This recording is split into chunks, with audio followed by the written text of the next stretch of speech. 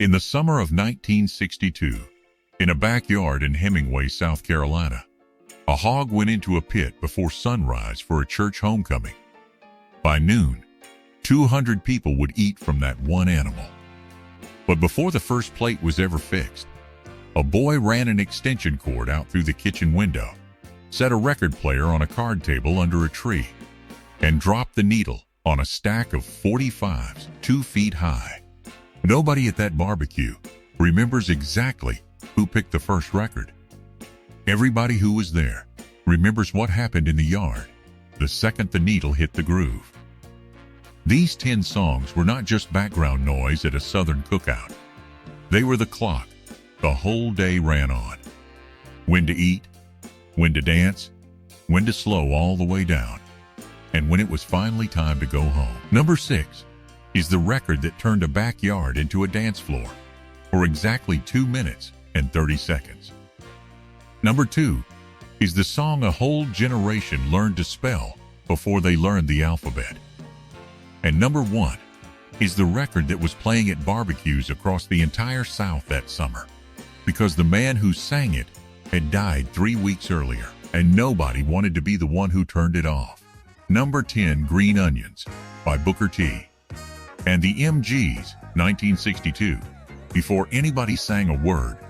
This was the record that got played while the fire was still catching an instrumental cut, almost by accident, by Stax Records House Band, an integrated group of 2 black and 2 white Memphis musicians. During studio time, nobody else was using that day. It climbed to number 1 on the R&B chart and number 3 on the pop chart within weeks. There were no lyrics to sing along to. There didn't need to be. The organ riff alone announced that the day had officially started. A woman in Macon said her father judged how a barbecue was going to go by how many people were already moving before the first plate was fixed. And it was always this record doing the moving. Number 9, Land of a Thousand Dances by Wilson Pickett, 1966. Pickett recorded this one at Fame Studios in Muscle Shoals, Alabama, a session he'd been nervous about, since the backing musicians waiting for him there were white, in a state still openly hostile to integration. What came out of that room became his biggest pop hit, climbing to number 1 on the R&B chart and number 6 on the pop chart, a song that names one dance after another until the whole yard was doing something different by the second verse. Kids at a cookout didn't need a lesson. They just watched whoever was closest to the record player and copied whatever dance got called out next. Number 8, Knock on Wood by Eddie Floyd, 1966. Recorded at Stax in Memphis, this one hit number 1 on the R&B chart and cracked the Pop Top 30. Floyd wrote it with Steve Cropper during a Memphis thunderstorm, waiting out the weather in a hotel room at a barbecue. The title itself became a running joke. Somebody always knocked on the picnic table the second the song came on, like the record was daring you not to. Number 7, Hold On I'm Coming by Sam and Dave, 1966. Isaac Hayes and David Porter wrote this one at Stax after Porter, running late to a session, shouted through a bathroom door that he was coming. Hayes turned the excuse into a lyric. The record went to number 1 on the R&B chart and into the Pop Top 25, built entirely around call and response, one voice shouting a line, the other answering it, exactly like a yard full of people hollering back and forth over a fire. A man tending a pit in Alabama used to answer every shout of "Bring More Ice" with the song's own title line, whether the record was playing or not. Number 6, Papa's Got a Brand New Bag by James Brown, 1965. This one hit number 8 on the pop chart and number 1 on the R&B chart, and it marked the exact moment James Brown's sound pivoted from soul towards something new that didn't have a name yet: funk, built on one relentless groove instead of a chord progression. At a barbecue, it was the record that could clear a card table of plates in under 3 minutes, because everybody needed the floor. Number 5, Try a Little Tenderness by Otis Redding, 1966. Originally a gentle pop standard from the 1930s, Redding rebuilt it from the ground up, starting slow and mournful, then building into a full gospel shout by the final chorus. It reached number 4 on the R&B chart.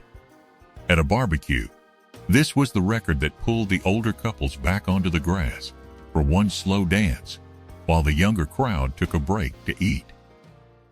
Here's something this list won't tell you, unless we stop the countdown to say it.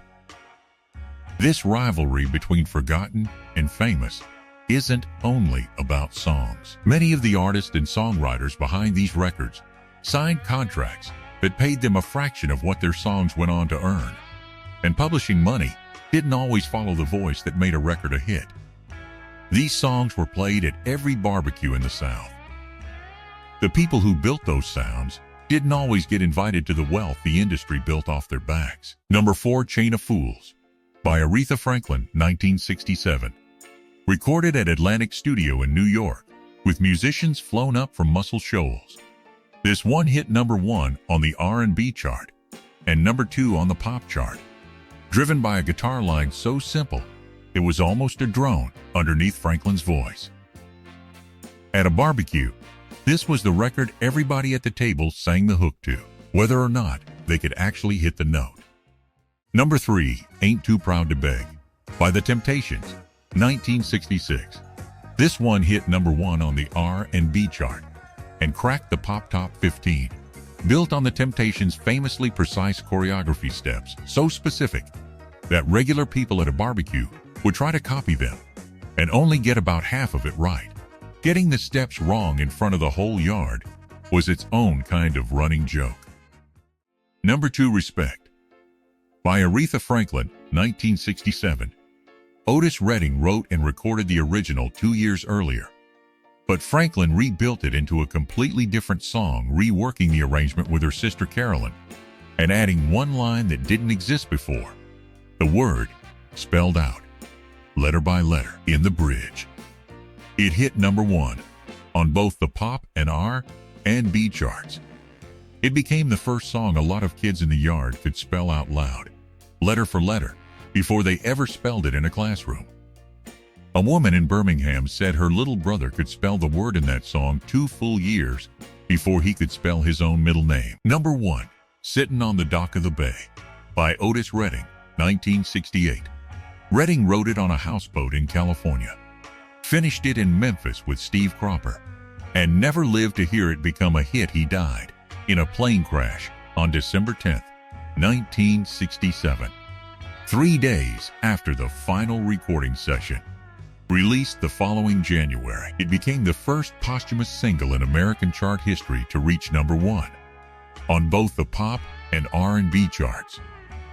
That summer, it was the record that closed out barbecues across the entire South, the one somebody put on last, on purpose.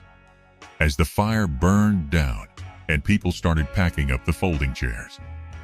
Here's my challenge. Find the oldest person at your next family cookout and ask them what was playing the summer they fell in love, or the summer somebody they loved passed on. Write it down, because the answer won't stay in that person's memory forever, but the song will.